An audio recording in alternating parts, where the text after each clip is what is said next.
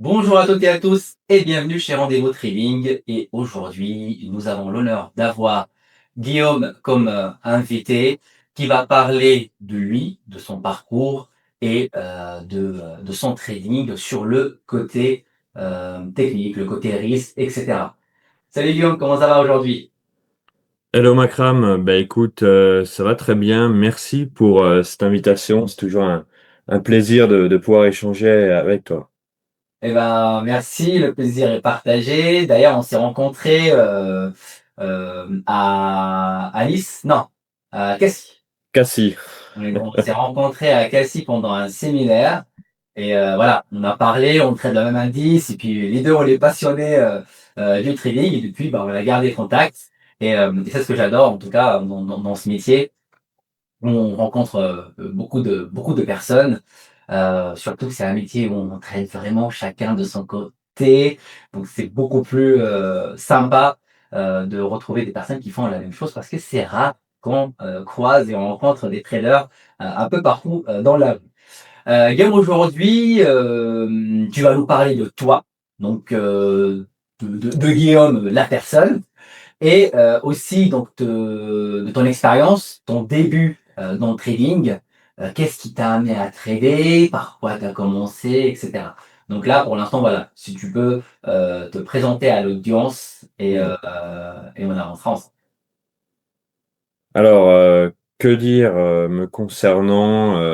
Bah déjà, j'ai grandi dans ce milieu, puisque mon père faisait du trading, donc j'ai vraiment été bercé par ce milieu des graphiques, des marchés financiers et tout ça.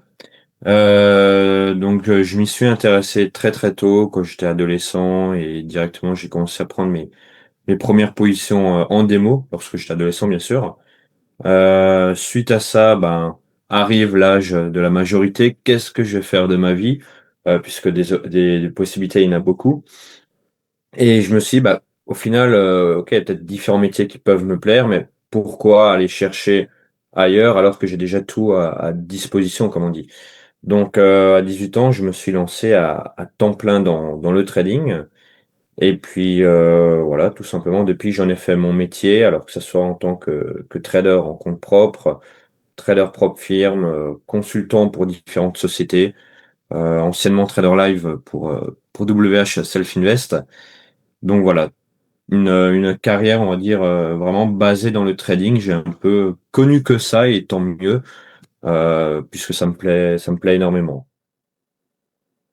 Et ben c'est exceptionnel, hein, c'est très intéressant comme expérience. Donc tu as grandi euh, en regardant des graphiques parce que voilà, le papa était trader et ça c'est très intéressant. Donc c'est ça qui t'a amené dans un premier temps dans le trading. Est-ce que tu as eu entre parenthèses une formation par ton papa au début dans le trading ou c'était juste tu l'as vu trader et tu voulais répliquer la même chose et t'es parti dans ton coin, t'étais formé, t'as regardé un peu des francs parce que faut dire ce qui est qu'avant pour se former dans le trading ou connaître un peu comment la finance fonctionne, c'était très compliqué quand même de trouver des informations parce que tu parles d'une expérience quand même qui est quoi? On est sur du 20 ans? 20 ans d'expérience? Non, 15 ans? Ouais, ben, j'ai 30 ans, ça fait 12 ans que j'en fais à temps plein, Ok. donc depuis là, la majorité, donc même avant, ça fait, ouais, plus une vingtaine d'années, facile, Ouais, facile. donc c'est quoi alors comment t'as appris puis après j'ai envie de te poser beaucoup de questions mais sur la première alors t'as eu une formation directement au début de la Ouais, part du papa ou t'as fait ouais, effectivement, il m'a formé à ce que lui-même faisait, donc du swing majoritairement, du swing sur les actions, et sur le forex un peu. Et c'est vrai que j'ai pu donc rapidement avoir ma propre stratégie qui me correspondait, qui fonctionnait. Et après, par la suite, quand j'ai voulu plutôt m'orienter vers du scalping ou de l'intra-scalping, carnet d'ordre, order flow et compagnie, bah là, je me suis formé un peu à gauche, à droite. J'ai pu côtoyer également d'autres traders professionnels. Donc voilà, j'ai eu cette chance un peu de toujours avoir quelqu'un qui puisse me pousser plus loin dans mon trading. Et c'est ce qui me donne les résultats que j'ai actuellement ou que je peux également partager pour les membres Trader Elite. C'est de toujours avoir été accompagné par les bonnes personnes, des traders qui étaient plus avancés que moi et qui m'ont transmis leur savoir. Et c'est vrai qu'aujourd'hui, ça me permet de maîtriser l'order flow, le carnet d'ordre, le footprint, le tape, et de manière générale, au final, d'avoir cette compréhension des marchés qui facilite ensuite la prise de décision et le résultat qui va avec. C'est excellent, c'est parfait. Et alors, moi qui a commencé à trader il y a maintenant 6 ans, je remarque quand même je pense, une amélioration, des mises à jour dans le trading. On reste toujours, bien sûr, hein, sur les mêmes bases, etc.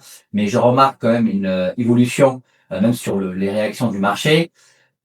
Mais j'imagine, quand on a 15 ans ou 12 ans d'expérience, tu as pu suivre un peu cette évolution. Est-ce que tu peux nous faire le avant, donc le trading avant et aujourd'hui? C'est quoi qui t'a marqué? Est-ce que, Ouais. bon, après ça, tu avais la tête dans le guidon, mais tu as quand même remarqué des changements avec le temps. Bah c'est assez paradoxal puisqu'au final, à l'époque, l'accès au marché financier était beaucoup plus compliqué qu'aujourd'hui, mais les marchés en eux-mêmes étaient beaucoup plus simples qu'aujourd'hui. Et c'est vrai que j'ai vu un peu l'évolution. Alors, à l'époque, quand j'étais encore gosse, il y avait le Minitel. Alors, tu allumais le Minitel, le truc, il surchauffait, il chauffait, il fallait l'éteindre rapidement. Et le but du jeu, c'était au final une fois que tu l'avais allumé, c'était de choper les informations le plus rapidement possible avant qu'il surchauffe, pour ensuite appeler la banque et dire j'ai envie d'acheter telle et telle action, tu vois. Donc ça, c'était les débuts. Moi, c'est comme ça que je l'ai connu. Ensuite, il y a eu le Windows XP où là, c'était un aquarium posé sur le bureau et tu essayais d'analyser des graphiques où ça frisait toutes les 5 minutes. Donc j'ai connu cette période-là et après c'est vrai que petit à petit bah, les outils se sont professionnalisés, les accès au marché sont devenus plus simples, les coûts de transaction également plus intéressants. Et aujourd'hui, encore en 2026, c'est vrai qu'on a accès quand même à des très belles plateformes comme Atas, comme TradingView et d'autres également, Traderweight. Mais c'est vrai qu'on a un accès à quelque part à des logiciels de pointe qui nous permettent vraiment de pousser plus loin le trading. Mais, encore une fois, le paradoxe, c'est que les marchés, par contre, eux, sont devenus de plus en plus compliqués, ouais. Ok, ouais, je vois vraiment l'évolution de ton trading avec le temps, mais euh, comment tu dis, c'est-à-dire plus compliqué les marchés, c'est-à-dire avant que c'était plus simple. Ah ouais. On avait par exemple la tendance quand elle commence depuis l'open, si le marché est haussier, bah, il finira jusqu'à la clôture haussier et inversement. C'est quoi qui devient un peu plus compliqué, même si voilà, on s'adapte au marché bien sûr, hein, c'est pas voilà, donc côté risque, côté stratégie, mais c'est quoi la différence entre les deux marchés, le avant et aujourd'hui sur le côté variation, le côté technique? Ouais, bah alors déjà, c'est un peu l'interconnexion qu'on a entre les différents pays, entre les différentes places de marché, également l'accès aux réseaux sociaux et tout ça. C'est vrai qu'aujourd'hui, tu as un homme politique ou quelqu'un de connu ayant de l'audience qui va faire un tweet et ça peut très vite chambouler tout ce qui se passe sur les marchés. On le voit actuellement avec Monsieur Trump. Le moindre tweet, le moindre effet d'annonce va très rapidement faire bouger les marchés, ce qui n'était pas le cas à l'époque, puisqu'à l'époque, l'information était avant tout filtrée par des médias, on va dire, de Monsieur, Madame, tout le monde au JT de 13 heures. Et aussi, c'est que à l'époque, tu pouvais assez facilement, tu pouvais acheter une action en janvier, la clôture en décembre et avoir fait 30%, tu vois. Ok, oui, donc c'était peut-être le début du pump économique parce que même Ouais. quelquefois hein, sur les années 2000, on a eu quelques crises, quelle que soit crise Internet, euh, subprime, etc. Mais voilà, c'était beaucoup plus. C'est vrai que l'économie, elle était toujours en évolution, donc les marchés, ils étaient quasi tout le temps haussiers. Mhm. On reste bien sûr hein, sur le même régime. C'est vrai qu'aujourd'hui, d'une façon générale, les marchés ils sont un peu plus compliqués, quels que soient donc, sur des facteurs externes, sur des tweets, des rumeurs. L'information, elle va trop vite, et j'ai même limite l'impression euh, qu'aujourd'hui le trading, c'est plus, on trade mieux quand on a accès à l'information avant les autres sur ce C'est point. vrai. Sur certains points, effectivement, c'est vrai que, alors, c'est bien sûr une question qui se pose et on peut y apporter plusieurs réponses, mais un accès anticipé à l'information, peut potentiellement être très favorable pour nous, puisqu'encore une fois, le moindre tweet, le moindre effet d'annonce sur n'importe quelle chaîne ou sur n'importe quel réseau peut faire bouger très très rapidement les marchés, surtout de manière erratique. On voit des fois des marchés qui vont prendre X% ou perdre X% sur la base d'une rumeur ou sur tout simplement même aucune base. Donc les marchés sont devenus plus complexes. Après, le petit bémol qu'il faut quand même mettre en évidence, ça ne veut pas dire qu'il n'y a plus d'opportunités. Je pense qu'il y a de très belles opportunités et on les a au quotidien. Mais voilà, avec cette petite couche au final de difficulté. C'est vrai que les opportunités, ça existe, ça a toujours existé et ça, je pense, logiquement, ça existera toujours sur le marché. Ce qu'on a eu dernièrement avec l'IA, avec Nvidia, etc., c'était le PEM du siècle, quoi, entre parenthèses, en façon de Mm. parler, où on a de rendement, alors sur plusieurs années, on est sur, j'ai pas le chiffre exact, mais je crois on a dépassé les 1000% quoi, de performance, ce qui reste vraiment super intéressant. Et donc aujourd'hui, tu t'es adapté à l'évolution du marché. Et donc, si on parle là, pour la session qui va ouvrir dans quelques heures ce vendredi, comment, avec quoi tu trades, comment tu vas trader et c'est quoi ton setup actuel sur le marché, sachant que tu fais du scalping. C'est bien ça? C'est ça. Alors, j'ai trois approches différentes. Sur les marchés financiers, on va commencer du côté investissement, où là, j'investis voilà, de manière très passive sur des actions, des ETF. Ensuite, j'ai une façon de faire qui va être spéculative, la deuxième manière de faire, où là, c'est vraiment des cycles de marché, c'est des gros mouvements paraboliques. Et après, effectivement, au quotidien, ce qui me prend le plus de temps et qui va représenter 80% de mon trading, c'est vraiment le scalping et l'intra-scalping, avec tout ce qui va être carnet d'ordre, tape, footprint, volume profile, etc., etc. Ok, c'est très intéressant. Si on passe Mhm. sur ton écran, donc là, alors je vois en tout cas moi pour ma part, donc on a un order flow, un tape et un carnet d'ordre avec, on a aussi du volume profile. Donc, mais est-ce que bah, tu peux nous expliquer un peu ton setup, à Mhm. quoi Bien sûr. ça te sert ces outils? Donc on a dit pour le scalping bien sûr, et c'est quoi les avantages et les inconvénients pardon du scalping? Alors, les avantages, à mon sens, et c'est devenu de plus en plus vrai, encore une fois, c'est que le scalping permet d'être très, très opportuniste. Tu vois, tu rentres sur les marchés, tu ressors très rapidement. T'es pas forcément en conflit direct ou en rapport de force avec l'actualité, avec tous les mouvements que l'on a de nos jours. Donc pour moi, le scalping n'a jamais été aussi intéressant qu'aujourd'hui, puisque ça permet encore une fois d'être, tu vois, tu rentres sur le marché, 30 secondes après, tu ressors. Quoi qu'il se passe après, toi, tu es ressorti, tu vois. Donc c'est déjà ça un peu l'idée. Et ensuite, par rapport alors à mon setup réellement, bon, le tape, tu connais, c'est pour avoir la lecture du marché la plus fluide possible, sans aucun filtre, vraiment le ticket de caisse qui va défiler.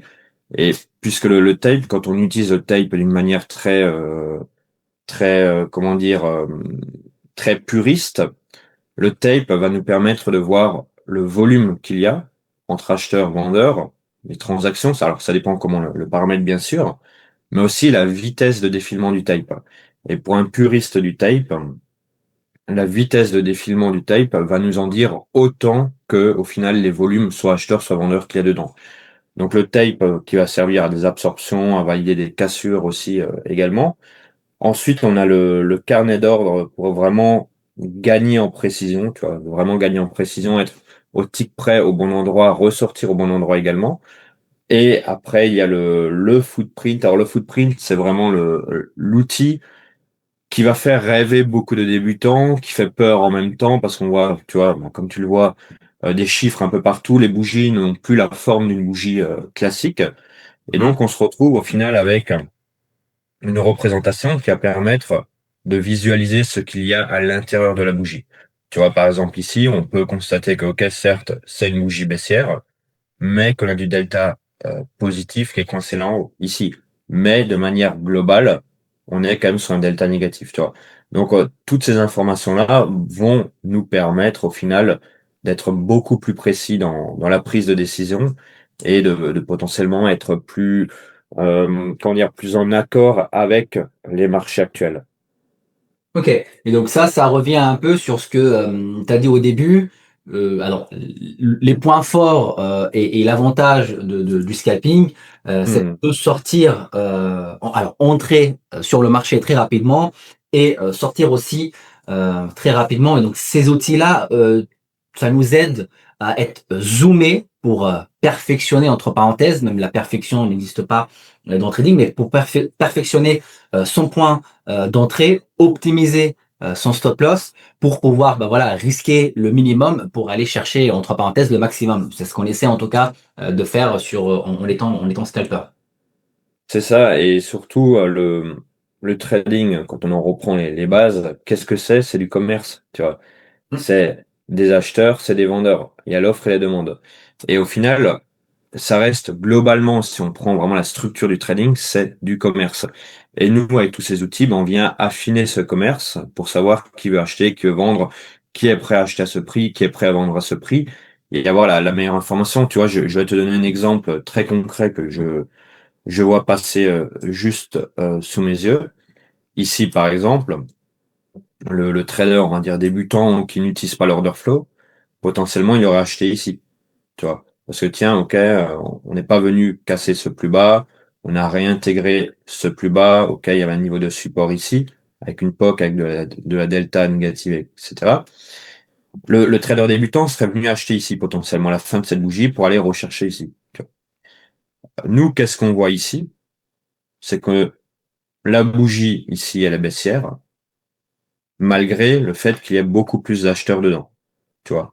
Delta positif, bougie vendeuse, bougie de retournement, POC, etc. Donc là où le débutant va se faire striker par le marché en achetant ici, bah nous, on peut vendre ici sur cette bougie, tu vois, Ok. et aller chercher un beau bénéfice. C'est vraiment ça. En fait, le trader qui veut tenir dans le temps, qui veut durer dans le temps, ne doit pas chercher à être plus malin que les marchés. Tu vois, il doit pas essayer de réinventer la roue, il doit pas essayer d'être meilleur et de faire le coup du siècle, pas du tout. Le trader qui veut durer doit avoir la bonne information au bon moment et se calquer dessus, tu vois. Quand par exemple au carnet on voit tout d'un coup des très gros lots qui passent et qui sont passés donc par exemple du bid à l'inside print qui sont exécutés. Bah Mhm. là, tu sais que c'est pas ton voisin de 50 ans qui a vendu sa voiture pour le mettre sur le marché, tu vois. C'est un institutionnel qui est rentré dans le marché. Et donc, toutes ces informations-là, nous, notre job au final, c'est de prendre info A, info B, info C, info D, de faire quelque part une synthèse de tout ça et ensuite de prendre la meilleure décision. Ok. Bah, c'est intéressant. Alors pour le trade, moi qui est dans le scalping, je comprends peut-être s'il y a des gens qui nous regardent, ils sont plutôt sur le day trading. C'est vrai que le marché par la suite, il a continué à monter, mais l'exemple que Guillaume vient nous partager, c'est plutôt donc du purement scalping. Donc c'est ça l'objectif. L'objectif d'un scalper, c'est d'avoir, entre parenthèses, raison entre son point d'entrée en trade et son point de sortie, et pas ce qui va le marché va faire après. Si on rentre sur un short parce qu'on l'a scalpé, on le coupe à plus 5 points et le marché part à la baisse encore 20 points, et ben c'est pas grave. Nous, ce qu'on va regarder, c'est la variation qu'on a exécutée sur le marché. Et c'est ça qui est Mm. intéressant dans le scalping. Et tu sais, Guillaume, aujourd'hui, on est dans un monde où bah, le trading, avant, dans le passé, on n'avait pas assez d'informations. Aujourd'hui, nous avons énormément, plusieurs stratégies. Et si, bah, bien sûr, c'est un monde libre, donc on peut partager sa stratégie, sa façon de faire. Chacun a une stratégie qui fonctionne pour lui, et on n'arrête pas de rappeler que c'est le risque derrière qui est le risque management qui est le plus important. Mais C'est très, très juste de le préciser, Macram. C'est vrai que tout ce qui va être gestion du risque, gestion du trade, money management, ça va, alors, je vais pas dire primer sur tout le reste, mais ça a une place très importante. Et on peut le voir, certains, par exemple, traders ont des ratios négatifs et sont gagnants à la fin du mois. bien sûr. Certains ont des ratios positifs et sont peut-être plus flat à la fin du mois. Donc, ce que tu dis, c'est très, très juste. C'est d'une part, tu as la prise de position qui est une chose, mais ensuite, toute la gestion qui va derrière a toute son importance également. Ouais, c'est vrai. Et donc, puisque on a beaucoup d'informations un peu sur Internet aujourd'hui, moi qui regarde, qui est toujours connecté, et puis maintenant, bah, l'algorithme de Meta, de Google, voilà, on voit que des vidéos, des sites de trading. Je vois souvent un classement de façon. Donc toi, tu as dit au début, tu étais diversifié de partout, donc tu fais du long terme, etc. Et c'est ce qu'on doit Mm. faire. Mais je vois que le plus dangereux est toujours pris pour le scalping. Donc le scalping, c'est la méthode ou la stratégie la plus dangereuse sur le marché. Alors c'est des datas, donc c'est des articles et ils donnent pas leurs sources. Après voilà, moi je m'arrête juste sur l'information. Et aujourd'hui, on entend souvent que ça devient quasi impossible de nous humains, quel que soit l'outil, carnet d'ordre, order flow voilà bougie ou peu importe, de comment dire, de d'être performant face à tous les algorithmes, les banques en face de nous, les market makers, surtout avec alors l'explosion maintenant de l'IA et puis que voilà, on a de moins en moins d'algorithmes beaucoup plus boostés. Qu'est-ce que toi tu penses par rapport à ça? Alors c'est un avis, hein, les gens disent ça, donc on comprend et puis on respecte, c'est tout à fait normal. Euh, Toi qui fais ça, donc moi aussi je suis scalper, donc c'est pour ça je comprends un peu le détail technique, mais si toi tu dois répondre à ces informations, qu'est-ce que tu pourrais nous dire concernant ça? Ouais, alors c'est bien que tu mettes ça sur, sur la table aujourd'hui, parce que c'est vrai que c'est un sujet où il y a beaucoup de controverses. On entend souvent que le scalping, c'est dangereux, que c'est pas adapté aux débutants ou aux particuliers encore. Enfin, on entend beaucoup de choses. Moi, je pars du principe, encore une fois, pour avoir à peu près tout fait, pour avoir tout essayé aussi, pour avoir eu des réussites comme des échecs, bien évidemment. Hmm. C'est pas le scalping qui est dangereux, c'est le trader qui est dangereux. Le scalping n'est ni plus ni moins au final qu'une succession de, comment dire, de trades. Tu vas prendre un trade là, tu vas prendre un trade là, tu vas prendre un trade là, ok. C'est une stratégie que tu vas enchaîner plus rapidement, avec plus d'opportunités, etc. Mais le plus dangereux, c'est pas ça, c'est l'humain. Parce que l'humain est addict à ce qui est facile et à ce qui va vite. Euh, Moi, je le vois des fois avec certains membres que j'accompagne. Tu en as certains, quand ils commencent à scalper, après, ils veulent plus s'arrêter. Et toi, tu es obligé de leur dire stop. T'as fait ton PNL, t'as fait ton objectif du jour. Arrête, tu vois. Contente-toi de ce que t'as gagné. Et donc, à mon sens, il n'y a pas un style de trading plus dangereux qu'un autre. C'est surtout l'humain qui est en face, tu vois. Il y a des personnes qui sont addictes au clic, tu vois, ils ont la clique aiguë, voilà, ils ont une tendinite du clic à force de cliquer. Et c'est ça le danger. Le danger, c'est de pas savoir s'arrêter à temps. Ok, non, mais moi je suis tout à fait d'accord avec toi. Donc on revient souvent sur alors la psychologie, mais ça, c'est un autre débat. N'hésitez pas à aller regarder la vidéo que j'ai faite avec Willy, où on parle vraiment de psychologie et la liaison, en tout cas, la psychologie et trading.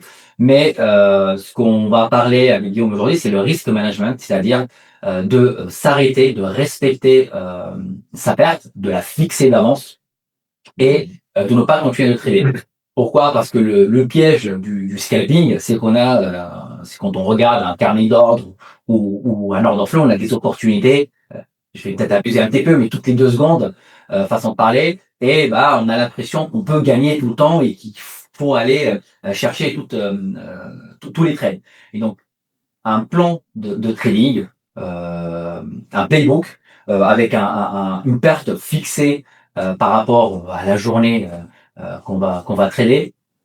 Et je pense avec le temps, sachant qu'aujourd'hui on a plusieurs outils, on n'a pas parlé de ça Guillaume, mais par exemple sur les profs firmes, où on peut plus, entre parenthèses, risquer son capital, c'est quelque chose de très intéressant pour quelqu'un qui débute, moi qui trade maintenant depuis 6 ans, pour l'instant, je suis mais à fond sur les propres firmes. Le compte propre, c'est vraiment les investissements, mais la spéculation, elle se fait 100% propre firme. Pourquoi? Parce que il y a ce petit risque de perdre des fees face aux gros gains des payouts qu'on peut effectuer. En plus, alors sans citer, il y en a plusieurs. On est sur des payouts sur du 5, 10 jours. Avant, à mes débuts, fallait attendre 2 mois, 3 mois, 15 jours pour pouvoir faire une toute petite somme de notre gain. Donc voilà, n'hésitez pas voilà, à s'entraîner aussi un peu sur les profils. Commencer par ça, de faire beaucoup de stratégies dans un premier temps, d'apprendre. Mais après, quand on a une stratégie, moi je pense Guillaume que on reste sur cette stratégie, même quand elle perd, on essaye de la travailler, de la corriger, que sauter d'une stratégie à une autre. On peut faire ça pendant des années et puis on finira pas par trouver sa propre façon de training. Ouais, alors c'est ce que tu dis est très intéressant. T'as même donné plusieurs points très intéressants que je vais reprendre un par un. C'est que déjà effectivement les propres firmes sont une opportunité de nos jours. Moi, comme dit, j'ai connu l'époque où quand tu cramais ton compte perso de trading, façon de parler, alors heureusement ça m'est jamais arrivé, mais tu retournais bosser à McDo, tu vois. C'est tiens, le compte il est cramé, bon ben ok, on C'est ferme vrai. les rideaux, c'est fini pour un an, il faut aller refaire du cash, tu vois. Ah Ah ouais, mais c'est c'est ça. ça, tu vois, à l'époque c'était ça.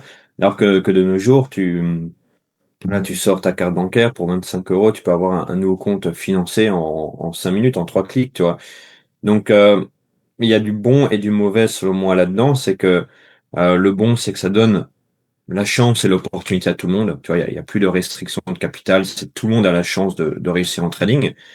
Mais le côté négatif un peu dans ça, c'est qu'au final, tu n'as plus le même rapport à l'argent. Tu vois, tu sais que ok, t'as cramé un compte à 25 000, c'est pas grave. Allez, 3 clics, tu passes un coup de carte et t'as de nouveau de l'argent, tu vois.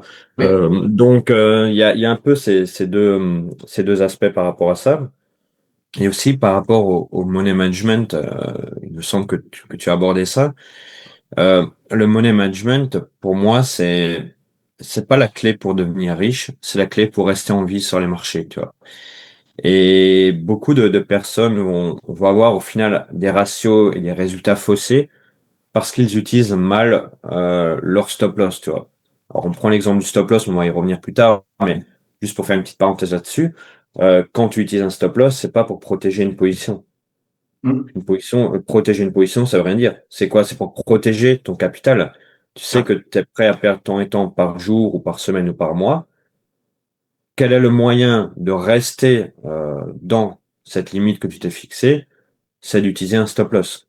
Où là, tu vas te dire, OK, je peux perdre tant et tant par jour sur X jours tout en conservant le compte ou le challenge ou la propre firme, peu importe, mais je vais mettre des stop loss, mais pas des stop loss qui protègent la position, puisque la position a besoin des fois de respirer. Par contre, un stop loss pour pouvoir sécuriser le montant. Non, mais c'est vrai que le money management, c'est le plus important. Parce que si on a une stratégie qui fonctionne à 90%, disons à 95%, et qu'on met pas de stop, il suffit 5% de perte de cette stratégie et on crame entre parenthèses le compte. Et pareil, hein, t'as appuyé sur un point très important. Il y a, c'est vrai, des avantages sur les propres firmes, mais faut pas aussi tomber dans le piège de dire que c'est pas cher et puis je vais payer 25, 50, 80, 25, 50, 80 et on se trouve après 3, 4 mois, on a dépensé, je sais pas, 5, 6 000 et on a fait zéro cash out. Donc, faut aller doucement, faut fixer aussi, moi, ce que je me fais, même aujourd'hui, je me fixe une date d'achat de notre firme par mois. C'est-à-dire, je me dis, OK, je vais Ouais. mettre tous les mois, je donne un exemple, hein, c'est pas mon cas, mais je mets 200, 300, 400, il y en a qui mettent 1000, 2000, et je dépense 2000 en propre firme. Il faut qu'à la fin du mois, j'ai fait minimum 2000 pour finir flat. Alors, l'objectif, c'est de pas de finir flat tous les mois, mais de faire minimum 2000, c'est-à-dire on revient BE sur ses dépenses, pardon, Attends, la pardon. suite de le plus haut de ces 2000, et bah c'est le gain qu'on peut réinvestir dans les propres firmes pour le mois d'après, etc. Et scaler son compte sans risquer son capital. Euh, Mhm. Guillaume, moi, c'était un plaisir de t'avoir aujourd'hui dans la chaîne Rendez-vous Training. Je rappelle juste que ceci, ce n'est pas une voilà. J'ai bugué. C'est pas grave. Je tiens à préciser que ceci, c'est pas une collab commerciale. Au contraire, c'est plus de mettre la lumière un peu sur des traders que j'ai rencontrés personnellement, qui sont professionnels, sérieux, que j'aime bien leur travail, et surtout pour vous faire partager, montrer un peu tous les quoi, je vais essayer toutes les stratégies, les façons de faire mon trading pour pas rester dans cette mentalité. Si pour être rentable, il faut faire que du carnet, même si moi ou Guillaume on fait du carnet, ou pour être rentable, il faut faire que du SMC, cité, options, etc. Non, il suffit de trouver une stratégie qu'on backteste, qu'on qu'on récolte le maximum de data et par la suite, donc on l'entraîne live, on l'entraîne en profirme et on suit un risk management strict derrière pour être en tout cas sûr, même si rien n'est sûr, de la rentabilité. Guillaume, est-ce que tu as quelque chose à nous dire avant la fin de cette vidéo, quelque chose à partager, où on peut te retrouver? De toute façon, tout sera dans la description, dans la vidéo, etc. Mais voilà, je te laisse le mot de la fin. Alors tout d'abord, merci Makram pour cette invitation. C'est toujours un plaisir d'échanger. C'est vrai qu'on s'était rencontrés à Cassis, c'était durant aussi un événement de trading et voilà, on avait pu bien échanger. Le contact était sympathique comme on dit. Et j'aime aussi ta façon de trader sur les marchés puisqu'on sent vraiment qu'il y a une structure dans ta méthode. Et ça se fait plaisir et voilà donc. Encore une fois, plaisir partagé d'avoir pu échanger. Et si je devrais terminer avec un mot de la fin, alors ce que je pourrais rajouter vraiment, et je pense que ça peut s'adapter à tout le monde, ce que je vais vous dire là, c'est qu'il ne faut pas chercher à être plus fort que le marché. Le marché sera des fois pertinent, des fois, il sera moins pertinent. Des fois, il y aura des grosses poussées haussières, des grosses poussées baissières. Les marchés, au final, font ce qu'ils veulent faire. Et nous, en tant que traders, c'est pas d'être meilleur que le marché, c'est d'appliquer un process de manière régulière et d'être payé sur ce process. C'est Et intéressant. quand on comprend ça, on arrête de vouloir gagner plus que plus. Et paradoxalement, c'est là où on se met vraiment à gagner. Et pour me retrouver, alors c'est pas très compliqué. Peut-être que tu mettras un lien ou pas en dessous. Bien sûr. Voilà, c'est sur rendez-vous téléphonique, démo call, c'est gratuit, mais ça permet voilà de filtrer avec qui je souhaite travailler ou coacher, etc. Voilà. C'est intéressant. Merci beaucoup, Guillaume. J'espère que nous, on se retrouvera très, très prochainement dans la vraie vie. Et pour l'audience, prenez soin de vous, tradez safe et on se retrouve très, très prochainement. Au revoir tout le monde.